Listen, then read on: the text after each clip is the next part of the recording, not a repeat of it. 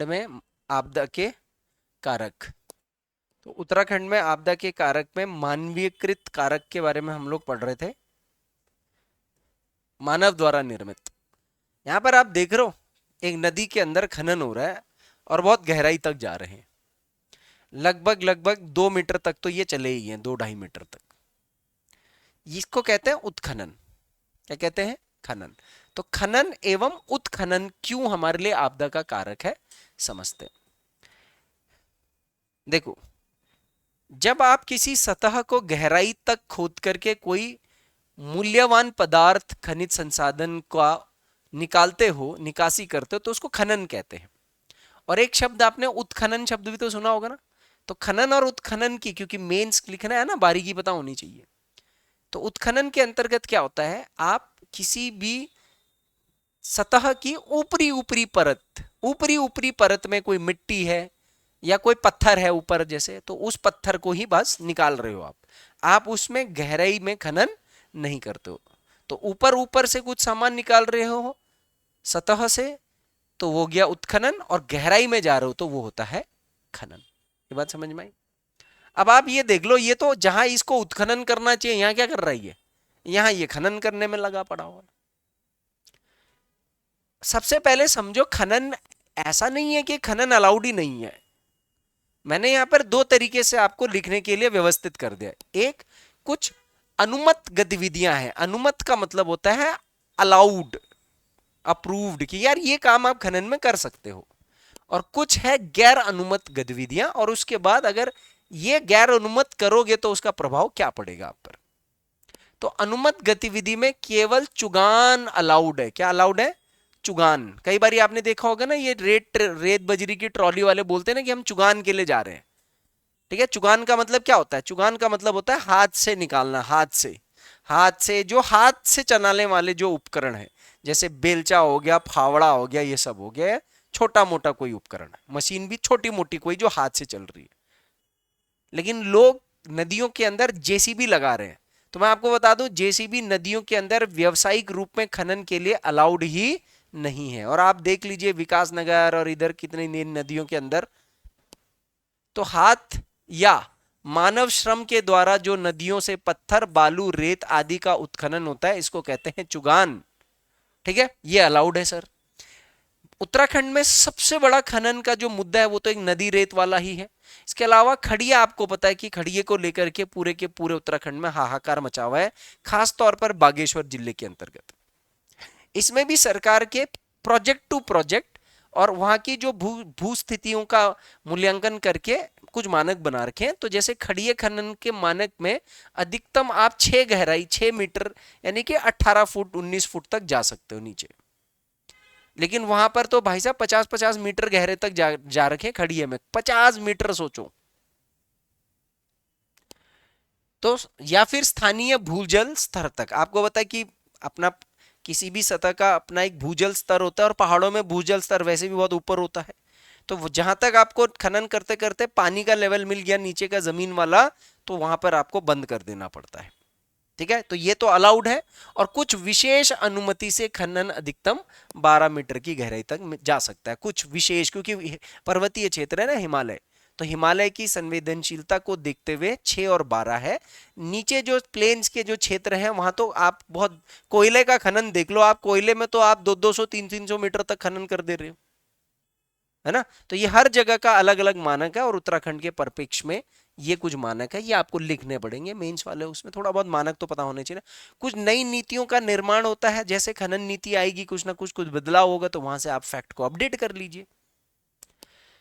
अब ये तो ठीक है, अलाउड है, लेकिन क्या अलाउड नहीं है? गैर अनुमत गतिविधियों में सबसे पहले तो आ गया मशीनों द्वारा खनन एवं उत्खनन। सर मशीन लगा करके आप ना तो खनन कर सकते हो ना उत्खनन। हालांकि जैसे खड़िया हो गया या कुछ ऐसी चीजें हैं जहां पर विशेष परमिशन द्वारा आप मशीन का इस्तेमाल कर सकते हो, कि कितनी साइट है, कितना डेली का प्रोडक्शन करना है। ठीक है, उस हिसाब से जैसे खड़िया वड़िया के लिए लोग जेसीबी लगाते हैं। दूसरी चीज, अधिक जोखिम वाले क्षेत्र या जो भी अधिक जोखिम वाले नदियां होंगी या जो भूकंप क्षेत्र में 5 क्षेत्र में होते हैं वहां पर भी आपको रोक टोक लगाई जा सकती है नियमानुसार, कार्य अनुसार, परिस्थिति अनुसार। और जो गैर शोधित खनन है, बिना रिसर्च करे सीधा पहुंच गए जी खनन करने के लिए, वो भी अलाउड नहीं है। और होता यही है क्योंकि पैसे की कमाई इसी में होती है। जो खनन करता होता है उसकी जो लागत होती है ना वो ज्यादा लगती है, मशीन ये वो लेबर वेबर, तो उसको ज्यादा से ज्यादा कमाना है तो क्या करेगा वो ज्यादा से ज्यादा गलत काम करेगा, ज्यादा से ज्यादा नदियों को उत्खनन कर देगा, बालू रेत बजरी वजरी ये सब निकालेगा, उसका कमीशन सब जगह बांटेगा क्योंकि मांग इतनी ज्यादा है। उत्तराखंड में कंस्ट्रक्शन की मांग आज दिल्ली से ज्यादा है। दिल्ली के बिल्डर सब यहाँ आ रहे काम करने के लिए। क्यों? क्योंकि यहाँ पर काम ज्यादा है ना, डिमांड ज्यादा है, नया नया शहर है। प्रभाव देखो इसका। तो सबसे पहले तो सर आपने अगर खनन करके, ये है आपने समझ लो इतना पट्टा ये सारा गायब कर दिया, खोदते गए खोदते गए खोदते गए और ये गायब कर दिया। अब जब ये इतना हिस्सा आपने गायब कर दिया है तो ये जो दाब होगा, भूस्थैतिक दाब हो रहा होगा ना, ऐसे करके चट्टानों की आपस में एक संरचना बनी होगी ना, इसमें परिवर्तन आएगा और जो ऊपर की जमीन है वो भी खिसक करके नीचे आ जाएगी।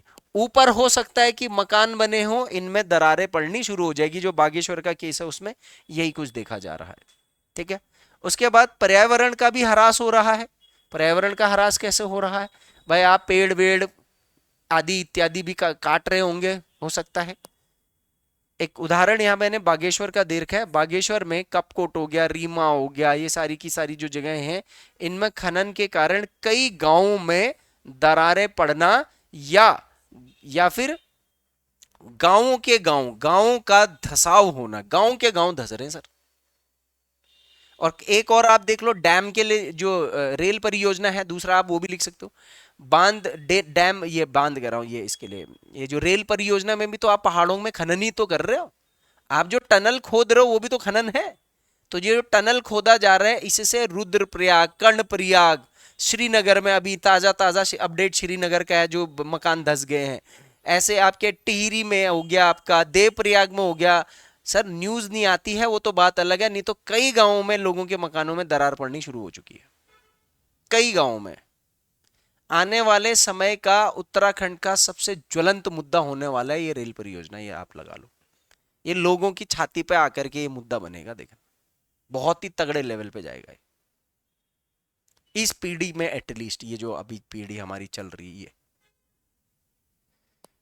तो ये है, हो गया आपका ये जो अभी जो आपका ये जोशीमठ का जो दरारें आई, मकान धसे, वो सारे वो भी तो खनन है।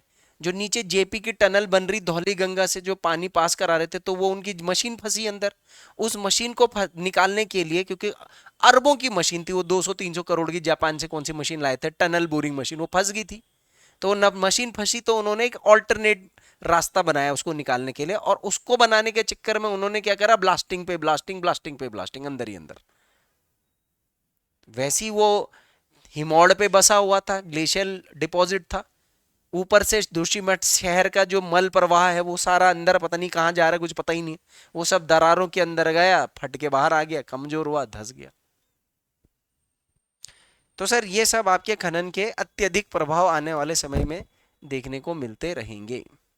इसके बाद आता है उत्तराखंड में आपदा का जो अगला कारक है, पर्यटन एवं तीर्थ, या मैं तीर्थ पर्यटन बोल देता हूं, अब तो तीर्थ पर्यटन हो गया, तीर्थ तो रह ही नहीं गया। क्या आज की डेट में तीर्थ किसी के लिए रह गया क्या? उत्तराखंड नहीं रह गया सर। तीर्थ वो होता था जब आदमी अपनी एक उम्र की अवस्था में आ जाता था और उसके बाद वो अंतिम, उसको पता था कि मैंने जीवन में ये कृत्य किए हैं, अच्छे बुरे जो भी किए हैं, तो अंतिम में वो भगवान के पास मोक्ष की प्राप्ति के लिए जाता था। वही होता था तीर्थ। अपनी जिम्मेदारियों से मुक्त होकर के अब वो सांसारिक मोह माया को त्याग करके भगवान से अपनी श्रद्धा भी व्यक्त करता था, तो अपनी उसने जो भी जीवन में कुछ गलत भी कर रखा होता है उसका पश्चाताप भी लेना के लिए। भाई साहब आज देख लो आप क्या हो रहा है। पर्यटन में वृद्धि का कारण क्या है, पहले ये देख लेना। उत्तराखंड में इतना क्यों बढ़ रहा है बताओ? ये सब उत्तराखंडी क्यों आ रहा है? हरियाणा, दिल्ली और ये वाले सारे यहीं पहुंच जाते हैं। पहाड़ सबसे पहले इन्हीं को नजदीक यहीं से पर मिलता है। उत्तराखंड में बहुत सारी चीजें, अभी नया राज्य है तो कानून व्यवस्था बहुत लचर है, भ्रष्टाचार अभी यहाँ पर तूल पकड़ रहा है, नया नया पैसा सबको चल रहा है मुंह पे, तो हर किसी को पैसा की जरूरत है। फिर पहाड़ी क्षेत्र है, यहाँ मंदिर मंदिर, कई धर्मों के कई तीर्थ स्थल हैं, तो कई धर्मों के कई तीर्थ स्थल होने के कारण जो है उसकी वजह से भी लोग ज्यादा से ज्यादा यहाँ पर आ रहे हैं। उत्तराखंड के लोगों को तीर्थ और पर्यटन में रोजगार का सबसे बड़ा अवसर भी देखने को मिल रहा है। और रोजगार का अवसर कौन नहीं चाहता सर कि हमारे उत्तराखंड में ज्यादा से ज्यादा लोग आए, ताकि मेरा होटल, मेरा होम स्टे, मेरा रिजॉर्ट ये सब भरा पड़ा रहे। हर कोई चाहता है ना, अगर किसी का होगा तो। मैं भी अगर कोई अपने गांव में खोलूंगा रिजॉर्ट, तो मैं भी तो यही सोचूंगा कि भाई हर साल 200-300 लोग आए, क्योंकि यहाँ का जो तापमान है वो बड़ा ही खुश मिजाज तापमान है। तो पृथ्वी पर सबसे खुश मिजाज तापमान रहने के लिए जो एक औसत तापमान है 5, 10, 15, 20 डिग्री का जो टेम्परेचर है, जिसको शीतोष्ण तापमान कहते हैं, वो हमारे उत्तराखंड में उपस्थित है। नैसर्गिक सौंदर्य है, नई नई पहाड़ियां बन रही हैं, कभी ऊंचे पहाड़, कभी घाटियां, कहीं पर पहाड़ों में जाकर के बुग्याल्स आपको दिख रहे हैं, कहीं पर बांज के वन दिख रहे हैं। हर तरीके का आपको नैसर्गिक मिल, जीव जंतु से लेकर के जो दृश्य है, बर्फ, पहाड़, बुग्याल, झील आदि, ग्लेशियर ग्लेशियर। फिर अनेक धर्मों से जुड़े तीर्थ स्थल, हिंदू धर्म भी है, बौद्ध धर्म भी है, सिख धर्म है, सब धर्म के लोगों का यहाँ पर कुछ ना कुछ है। और ऊपर से सबसे बड़ी चीज यहाँ पर एक और है, देखो, आपदा के लिए कारक, नदियों के किनारे तथा संगमों पर तीर्थ स्थल होना। यह बड़ा आश्चर्य है, आपको दिखता है ना, ज्यादातर आपको जितने भी तीर्थ स्थल दिखेंगे वो नदियों के ही रास्ते में कहीं पर देखने को मिलेंगे। और आज सबसे बड़ा जो नुकसान का कारण ये नदियां ही बन रखी हैं। नदियां अपने विनाशकारी विकराल रूप में किसी भी समय पर उत्पन्न हो जा रही हैं। अब उस पूरे नदी पर ही सारा गांव, सारा तीर्थ पर्यटन, होटल, रिजॉर्ट फिजॉर्ट सब वहीं जनसंख्या बसा दी हम लोगों ने। फिर मध्यवर्गीय सोच, एक सोच भी है, मध्यवर्गीय सोच कहते हैं इसको। मध्यवर्गीय सोच की क्या आदत होती है, अरे उसके पास थोड़ा पैसा आ गया और ये कहाँ जा रखा है, मसूरी घूमने गया, चलो भाई हम भी चलते हैं मसूरी, अरे उसने इंस्टाग्राम में फोटो डाल दी मसूरी की, अरे हम कौसानी बागेश्वर जाएंगे, अरे तुम वहां गए, अरे हम तुंगनाथ गए, अरे तुंगनाथ गए थे, अरे यार भाई वो, अरे हम तो मधुमक्खर का ट्रैक गए थे, बड़ा खतरनाक है, अरे हम भी चलते हैं। तो ये तुम भी गए थे, हम भी चलते, वो भी गया था, हम भी, अरे बद्रीनाथ होकर के आए, अरे केदारनाथ होकर के आए, और ये आजकल इसका बिजनेस सही चल रहा है क्योंकि वो तो केदारनाथ गया था भाई, चलो चलो केदारनाथ हम भी चलते, बद्रीनाथ हम भी चलते। इसको कहते हैं, ये मध्यम वर्ग की सोच होती है। किसकी सोच होती है ये? मध्यम वर्ग की, हम लोगों की सोच होती है। अरे उसने ये गाड़ी खरीद ली तो मैं ये वाली खरीद लेता हूँ, है कि नहीं है? उसने, अरे उसने 2 मंजिला बना दिया तो हम भी बनाते हैं। अरे उसने 3 मंजिला बना दिया भाई, अभी तो देहरादून में 2 मंजिले की होड़ चल रही है। 3 मंजिला, अब नगर निगम का कुछ पहले आ जाए, उससे पहले चढ़ा दो। अभी जैसे बीच में हुआ था, बहुत सारे लोगों ने, क्योंकि नगर निगम क्षेत्र में आया था ना, सबसे ज्यादा 2 मंजिले देहरादून में इसी बीच में बने थे, क्योंकि टैक्स नहीं था, अभी नक्शा पास नहीं कराना है, ये और वह बना दो। ये हम लोगों का, आप ये कह लीजिए हमारी परिस्थिति यही है। तो जीवन में घूमने फिरने का शौक पैदा करने वाले हो रहे हैं, देखा देखी कर रहे हैं एक दूसरे की, और कई लोग यात्रा प्रेमी जो ट्रैवल व्लॉगर बन रहे हैं आजकल। भाई आधे से ज्यादा लोग तो इसीलिए घूम रहे हैं ना, व्लॉग बना रहे हैं ताकि व्यूज व्यूज कुछ मिल जाए। पहले इतने लोग थे क्या जो ऐसे घूमने फिरने आते थे ऐसे कुछ करने के लिए? आदमी आज की डेट में घूम बाद में रहा है, पहले वो अपना ही ब्लॉग बना रहा है। केदारनाथ में कोई डांस कर रहा है, कोई कुछ करतब कर रहा है, कोई ये, अरे क्या है भाई? इस पर कहीं ना कहीं पर अंकुश लगाना चाहिए। अंकुश लगाएंगे तो फिर हमारा क्या हो जाएगा? नुकसान हो जाएगा। इधर रोजगार जो पूरा ऋषिकेश से लेकर के वहां तक, केदारनाथ तक है, बद्रीनाथ तक, यमुनोत्री, गंगोत्री, हेमकुंड आदि इत्यादि जगहों पर, नैनीताल, फिर कैसे हो पाएगा?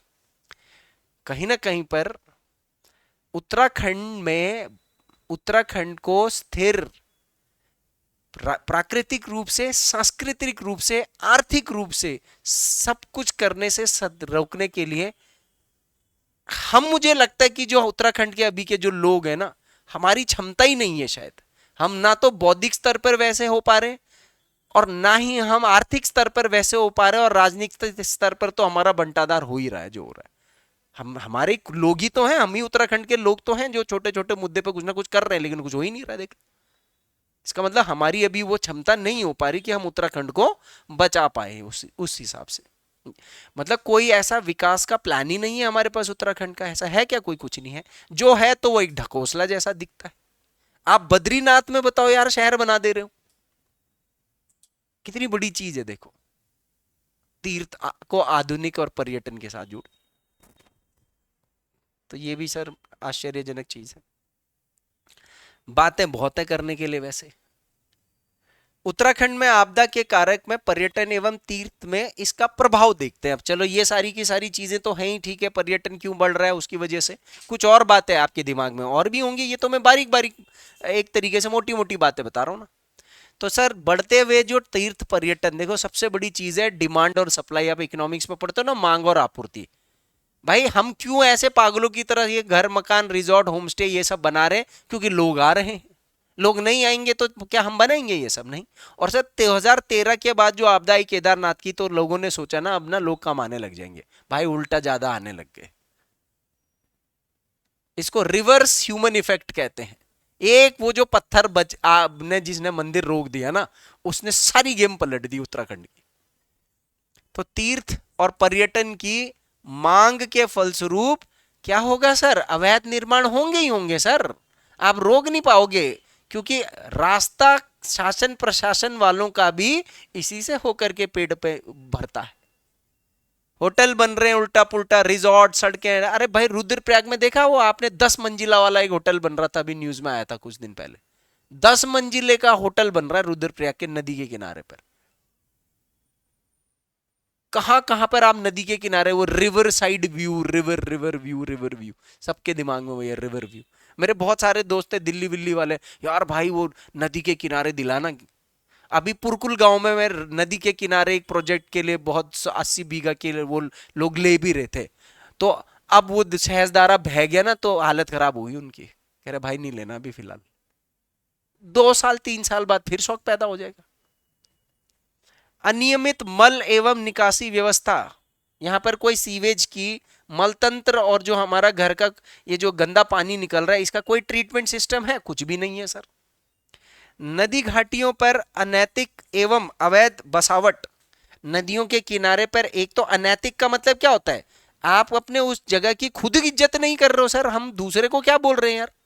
एक बार बताओ, जो लोग ये नदियों के गाड़ गदेरों पर बसे हुए हैं और आज हाय हाय हाय चीट छाती ठोक करके पीट रहे कि हमारा मकान बह गया, ये हो गया, वो हो गया, ये वो और उनके पूर्वजों की ही कुछ जहां से उन्होंने वो किया होगा। और इसमें शासन की गलती तो है ही ना, क्योंकि उन्होंने अवैध कर दिया ना, बसने दिया। रोजगार के चक्कर में वो बस गए सारे के सारे। तो सरकार या तो गांव क्षेत्र में ही स्कूल वूल अस्पताल थोड़ा ठीक ठाक कर देती, कुछ सेंट्रलाइज, तो क्यों लोग ऐसे पलायन होकर के नीचे आते हैं? प्राइमरी स्कूल सब जगह बने हुए हैं, सब जगह स्कूल कॉलेज हॉस्पिटल सब जगह बना रखे हैं, बंद हो रहे हैं अब जगह। इसका मतलब कहीं गलती हुई है, लोगों से ही तो गलती हुई होगी। लोगों, हम हर चीज सरकार के लिए कब तक कोसेंगे? कुछ लोगों को भी जिम्मेदारी लेनी पड़ेगी। प्रदूषण में भी वृद्धि होगी ना जब हर चीज होगी। देखो सबसे ज्यादा प्रदूषण में वृद्धि किस चीज की वजह से होती है? कंस्ट्रक्शन की गतिविधियों से होती है। हर जगहों पर, पहाड़ों में, छोटे छोटे कस्बों में कंस्ट्रक्शन कितना ज्यादा बढ़ा है। जल, वायु, स्थल, ध्वनि, सभी प्रकार के प्रदूषणों से पारिस्थितिकी तंत्र असंतुलित हुआ है। इससे केवल वायुमंडल ही नहीं, जो जीव जंतु हैं, सूक्ष्म जीव हैं, पेड़ पौधे हैं, सबको नुकसान हुआ है सब।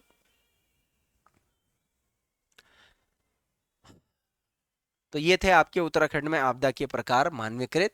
अब उत्तराखंड में आपदा प्रबंधन देखते हैं कि आपदा तो उत्तराखंड का एक तरीके से अब एक जन जन्मांतर जैसा संबंध दिख रहा है आपदा का उत्तराखंड से।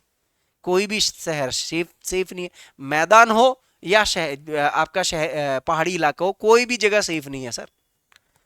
तो अगर हम बात करें कि उत्तराखंड में नियमित रूप से ये बार बार बाढ़ आ रही है, और 2013 में तो जो बाढ़ आई है उस वजह से हमने एक नमूना अपनाया है। ये नमूना ऑस्ट्रेलिया के आपदा से प्रबंधित है, मतलब उससे इंस्पायर्ड है, उससे हमने ये मॉडल को लिया है। तो ऑस्ट्रेलियन मॉडल काम करता है पीपीआरआर मॉडल पर। किस पर काम करता है? पीपीआरआर मॉडल पर, आपदा को लेकर के। तो ये पीपीआरआर आपदा से जुड़े हुई 4 अवस्थाएं हैं। कितनी अवस्थाएं हैं? 4 अवस्थाएं। सबसे पहले तो यार आप आपदा को आने ही मत दो। तो देखो प्राकृतिक आपदाएं तो मुश्किल से ही रोकी जा सकती है ना, लेकिन जो ये मानवीकृत आपदाएं हैं इनके लिए तो आप प्रिवेंशन कर दो ना। जैसे वो कहते हैं ना, prevention is better than cure, है ना। यानी रोकथाम ही इलाज से बेहतर है। अगर आदमी रोकथाम कर ले, ढंग से खान पान अपना व्यवस्थित करे, जीवन शैली को, रोज चाउमीन मोमोज बर्गर वर्गर ये हम ठूस रहे हैं आजकल, तो भाई बीमार तो होना ही है। और पता भी है हमको भाई साहब, ये बगल में पर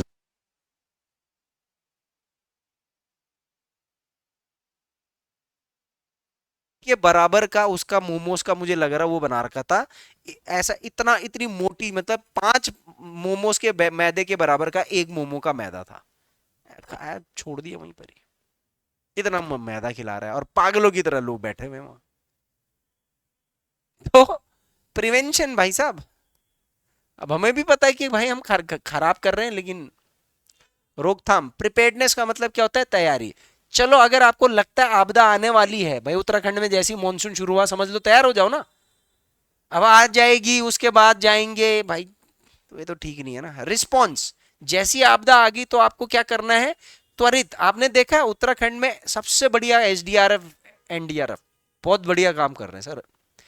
पर कर्मचारी है ना बेचारे, इनको तो करना ही है ना। सबसे बेहतरीन जो मेरे को उत्तराखंड के अंतर्गत आज की डेट में कोई डिपार्टमेंट अगर लगता है ना जो जिम्मेदार, जो काम के समय पे, वो एसडीआरएफ डिपार्टमेंट है। बहुत जिम्मेदारी से काम करते हैं ये लोग।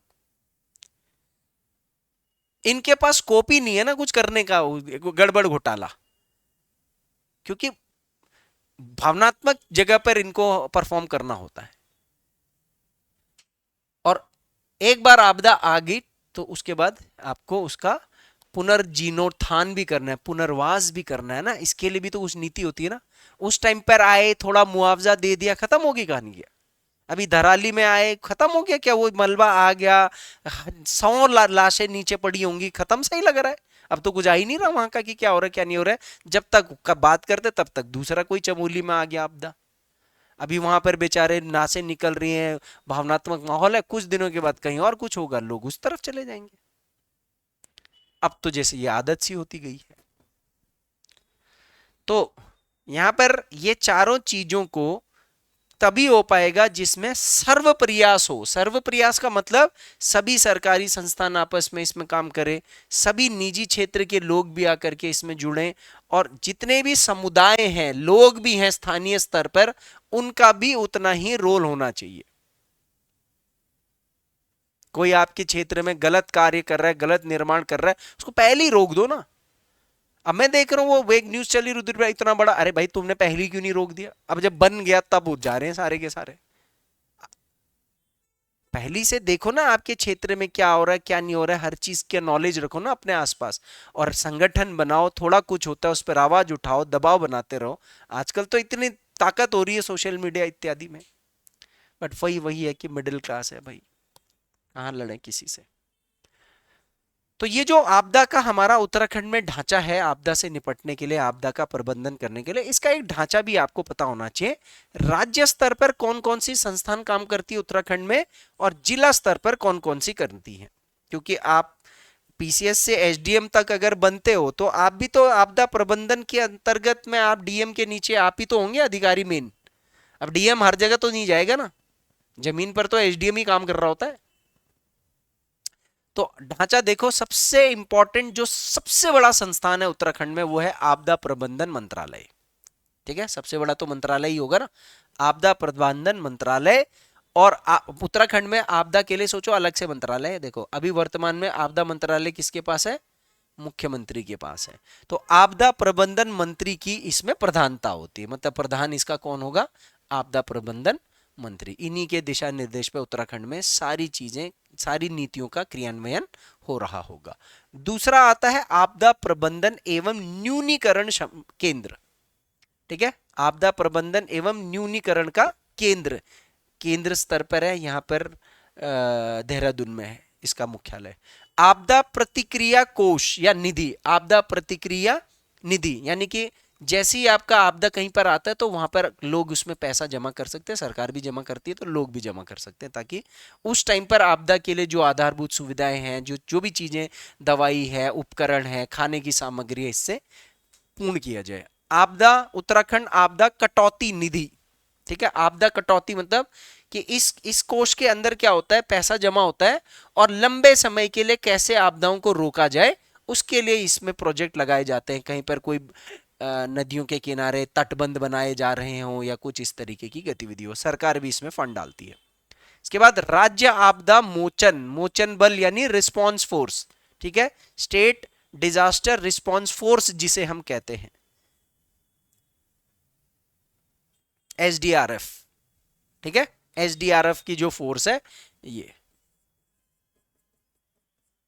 ये है। तो हमने वो एक अलग से एसडीआरएफ बना रखा है जिसके अंतर्गत अलग अलग विभागों के सरकारी एक्सपर्ट को ही रखा जाता है। पुलिस विभाग से होता है, अग्निशमन विभाग से होते हैं, अलग अलग विभागों से इसमें लोग जाते हैं, ठीक है। और इसी तरीके से जिला स्तर पर भी हमने, सूक्ष्म स्तर पर भी आपदा के लिए कुछ संस्थागत व्यवस्थाएं बनाई गई है। जिला आपदा प्रबंधन प्राधिकरण, डीएम इसका अध्यक्ष होता है, ठीक है, जिला आपदा प्रबंधन प्राधिकरण। एक जिला आपदा प्रबंधन कार्य योजना चलती है और एक जिला आपदा प्रबंधन निधि है। इसमें हर जिले में, हर डिस्ट्रिक्ट को 50 लाख रुपए दे रखा है सरकार ने, ताकि डीएम अपने हिसाब से कहीं पर आपदा आती है तो उस पर त्वरित किसी की सहायता, मदद है तो इस पैसे को अपने विवेक से इस्तेमाल कर सकता है, ठीक है। मुआवजा वगैरह ये सब ना, और हाई ज्यादा जाता है तो फिर डीएम आगे रिपोर्ट बना करके शासन से मंगवाते हैं पैसे। ये 50 लाख 50 लाख पूछा जाएगा आपसे, जिला आपदा प्रबंधन निधि में कितना पैसा दिया जाता है, और इसका जो कार्यकारी प्रधान जो होता है, अध्यक्ष जो होता है, वो कौन होता है, डीएम होता है, ठीक है। डिस्ट्रिक्ट लेवल पर जो भी होगा उसका अध्यक्ष डीएम ही होगा, ये आप इनडायरेक्टली ऐसे ही याद रख लेना। उत्तराखंड छोटा राज्य है वैसे भी, बड़े राज्यों में डीएमओ को और अलग संस्थानों में, डिपार्टमेंट में बांट देते हैं, हर काम डीएम के पास नहीं भी हो सकते, लेकिन उत्तराखंड छोटा राज्य है, यहाँ डीएम के ऊपर बहुत ज्यादा, मतलब बहुत पावर है यहाँ पर डीएम वगैरह के पास, बहुत विभाग वगैरह है।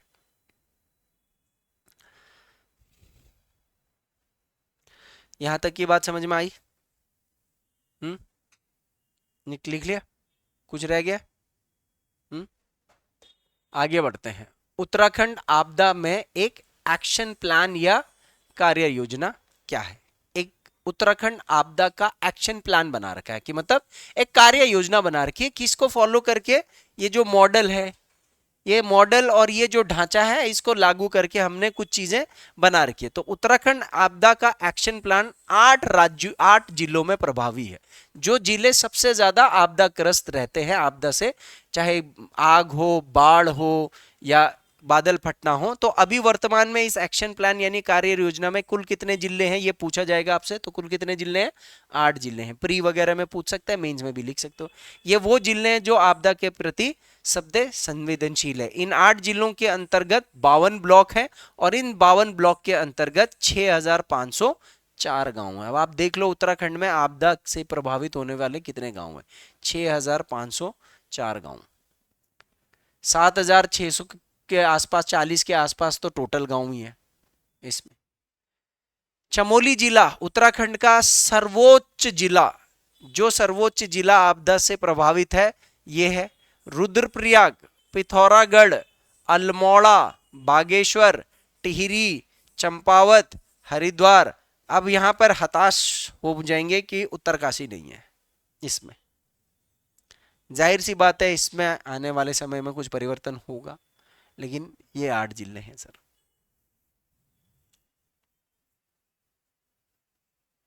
ठीक है।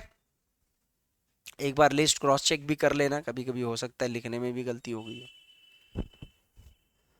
तो उत्तराखंड एक्शन प्लान के तहत आने वाले 8 संवेदनशील जिलों की सूची ये आपसे पूछ सकता है। चमोली, पिथौरागढ़, बागेश्वर, रुद्रप्रयाग, टिहरी, हरिद्वार, पौड़ी, पौड़ी नहीं आएगा इसमें, पौड़ी है इसमें, पौड़ी नहीं है, चंपावत है और हरिद्वार है। हरिद्वार क्यों हो रखा? हरिद्वार को क्यों डाला होगा इन्होंने? वहां क्या आपदा आ रही है? बाढ़।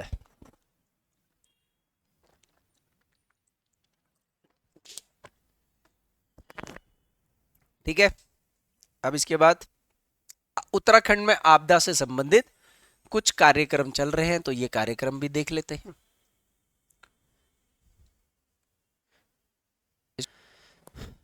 देखो, एक तो है जागरूकता। अब देखो, जो ये कार्यक्रम है ना, कई किताबों में कई कार्यक्रम लिखे हुए हैं, कई हैं इसमें, है ना। तो आप अपने स्तर पर और कर सकते हो, लेकिन जितना जरूरी है वो मैंने किया। देखो, एक तो शिक्षा के स्तर पर क्या जागरूकता कर रखा है, 6 से 10वीं की जो उत्तराखंड की पाठ्यक्रम है उसमें आपदा के टॉपिक्स हर साल डाल रखे हैं। आपदा, आपदा प्रबंधन, आपदा के कारण, आपदा के प्रभाव, आपदा से कैसे निपटना, कुछ ना कुछ 6 से 10 तक आपदा से जो प्रबंधन से पाठ्यक्रम है ये जोड़ा गया है। दूसरा, उत्तराखंड ने एक हर 3 महीने में छपने वाली आपदा प्रबंधन नामक की एक त्रिमासिक पत्रिका भी छाप रही है, छापते रहते हैं। मतलब उत्तराखंड में भवनों के निर्माण के लिए भूकंप रोधी भवन निर्माण के कुछ पैमाने बता रखे हैं।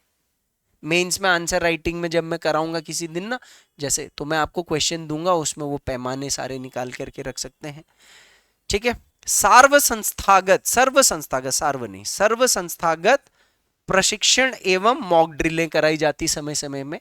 यानी आपदा को लेकर के सारे डिपार्टमेंटों का, कभी ना कभी फायर डिपार्टमेंट का, गोताखोरों का, पुलिस का हो गया, या जो और अन्य जैसे प्रशासनिक डिपार्टमेंट होते हैं, बिजली विभाग हो गया, जल पूर्ति आपूर्ति विभाग हो गया है, खाद्यान्न विभाग हो गया है, सभी विभागों का समय समय पर आपदा को लेकर के उत्तराखंड के हिसाब से कोई ना कोई प्रशिक्षण होता है। उसके साथ साथ जरूरी जगहों पर मॉक ड्रिल भी कराई जाती है।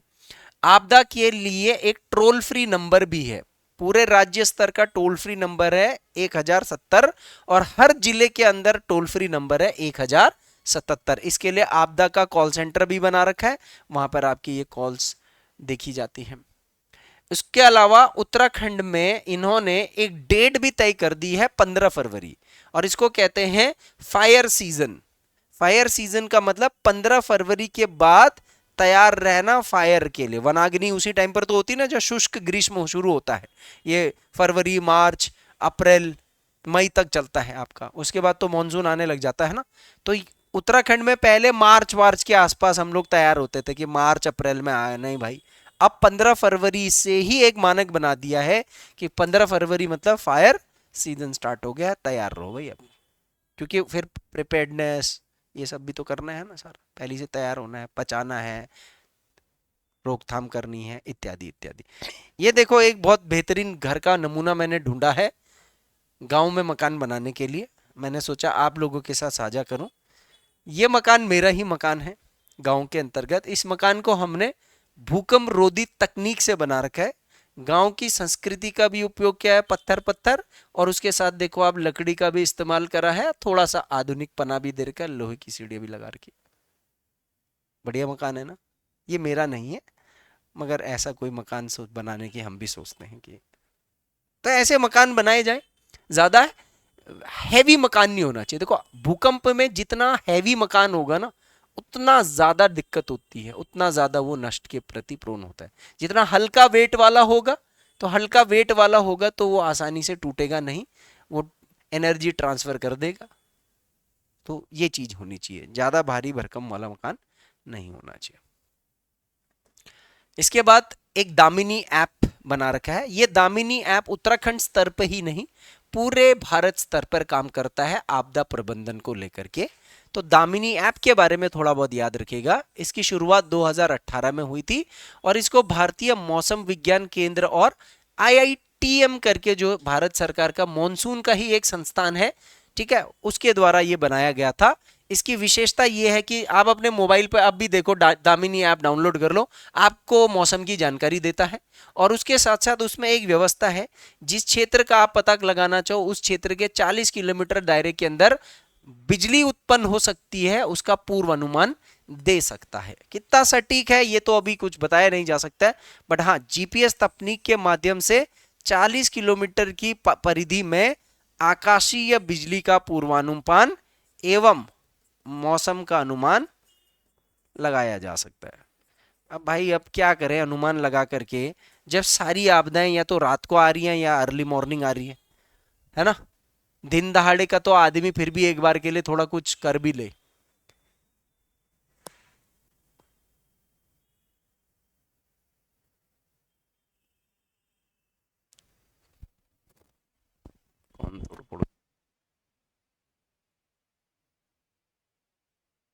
और अंत में नदी तट के निर्माण के मानक देख लो।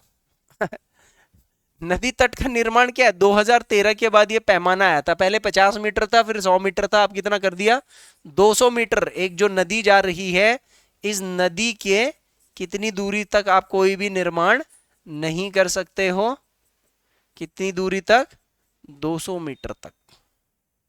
आपको लगता है इस मानक का उपयोग किया जा रहा होगा? हम्म आधे से ज्यादा निर्माण नदी के ऊपर ही है, कहीं तो तार तार, क्योंकि निर्माणकर्ता वहां कभी नहीं रहता। एक बात याद रखना, जितने भी ये होटल रिजॉर्ट ये इनके मालिक है ना, ये कभी भी वहां नहीं रहते। ये उस टाइम पर रहेंगे जब इस टाइम पर उनको पता होगा कि कुछ नहीं होने वाला है, और पैसा का जा रहा है सीधा वहां। बहेगा तो कौन बहेगा, स्टाफ और जो वहां गेस्ट होंगे, वही तो बहेगा ना, ये भी ध्यान देखना। ठीक है, तो ये उत्तराखंड में आपदा से संबंधित कुछ बातें थी। इनका उपयोग कर करके आप आपदा को लेकर के कई सारे टॉपिक्स को बना सकते हो। अब आप उत्तराखंड आपदा के मेंस के कुछ क्वेश्चंस देखो, थोड़ा बहुत जो कमी पेशी होगी वो extra add on current affairs के साथ जोड़ के हम चल सकते हैं। हालांकि काफी कुछ मैंने शब्दावली तो दे दी है ना, अब आपको क्या करना है, इसको व्यवहार में लेकर के आने, इन चीजों को थोड़े से और तकनीक का इस्तेमाल करेंगे, थोड़ा सा और क्या हो रहा है ये सब देख सकते हैं। ये वाला टॉपिक आपका यहीं पर